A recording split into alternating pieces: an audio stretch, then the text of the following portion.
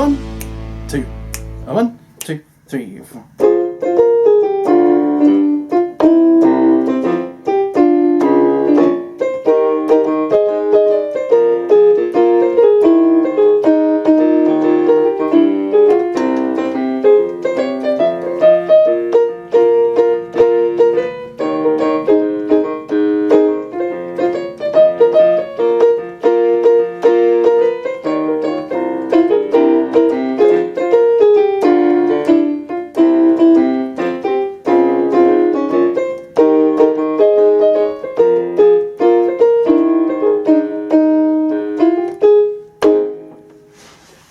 Hello and welcome back to Mr. Mulher Music and my series on jazz music.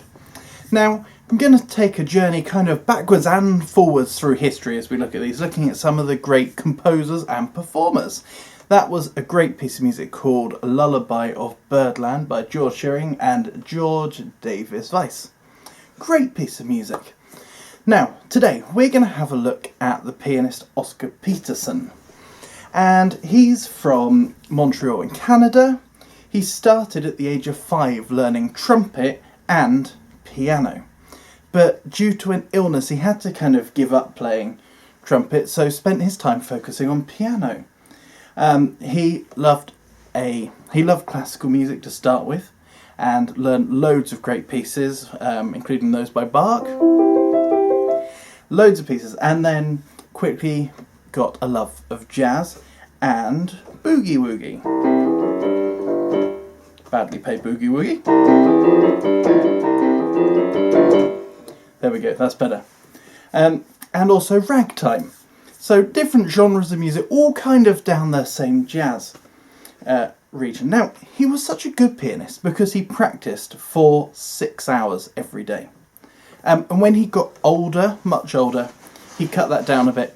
And he only practiced for 2 hours a day. So that's how he got so good, and that is how you get better at learning an instrument.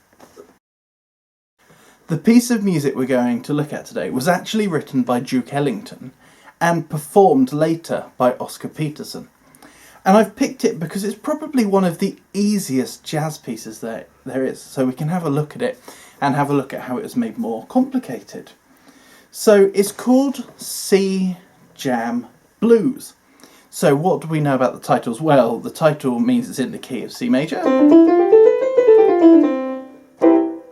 And blues is a style of music that formed into jazz at a later time.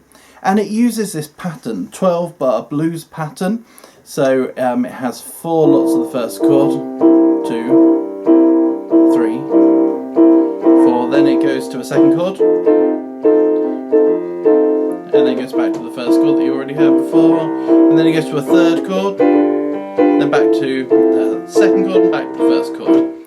And it's used quite a lot in rock and roll music with a walking bass line, earlier rock and roll.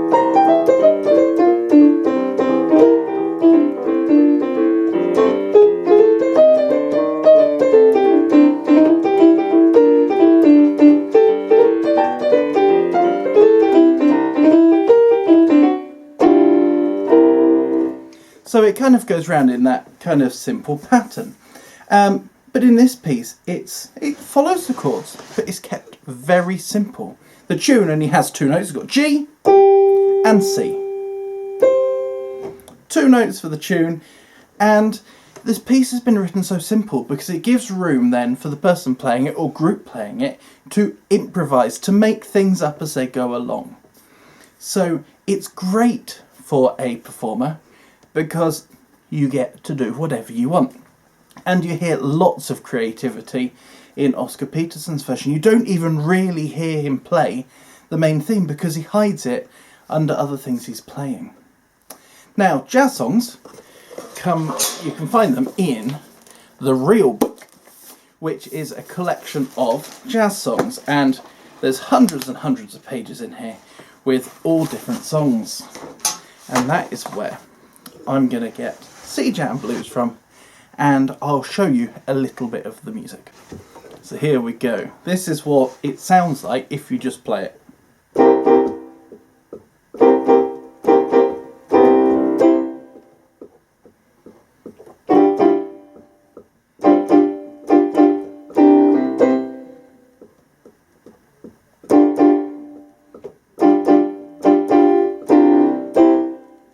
So there's nothing really to it. It's really simple, which means there's room to start to improvise. So I'm going to start adding a few little bits in.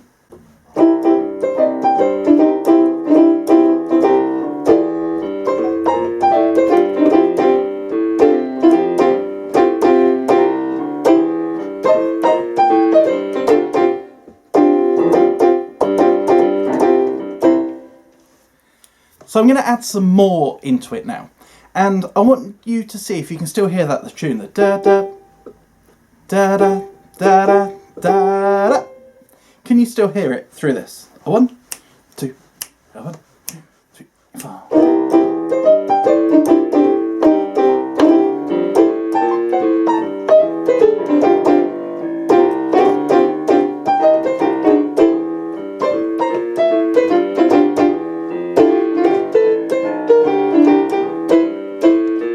And again.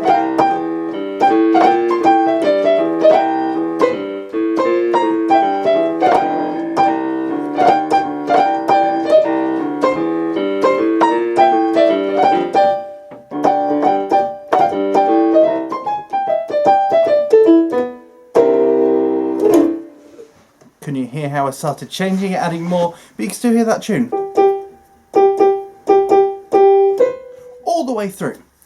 So you're going to have a listen now to the piece written by Oscar Peterson. And first question is, can you hear that main theme? Or is it really well hidden? And then there's not many instruments playing. What instruments can you hear? And which instruments are doing what? So is one keeping the rhythm? Is one improvising, or are they all improvising? And your final question, do you like that performance? Yes? No? And why? So it's over to you now. Enjoy this piece. It's fantastic and a nice challenge with those questions.